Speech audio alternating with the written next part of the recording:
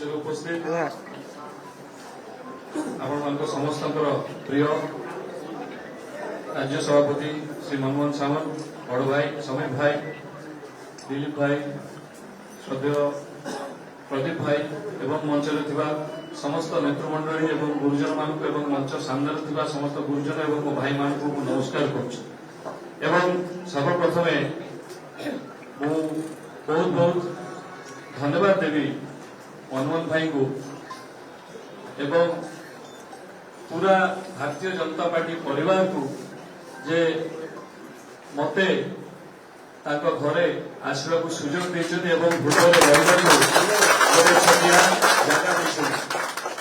एवं मु भी प्रतिश्रुति दउछि मु भी गोटे कर्मकर्ता भलिया मोर पारु पर्यंत भारतीय जनता पार्टी को ओडिशा रे आगु को नबा पाई एवं आम प्रिय प्रधानमंत्री श्री नरेंद्र मोदी जो स्वप्न एवं विकसित ओडिशा को आगु को नबा पाई मु मोर पारु पर्यंत काम करिबे एवं प्रत्येक लोक एवं प्रत्येक गणी प्रत्येक लोक चेष्टा करिबे एति कहि कि मो कथा शेष करिबी।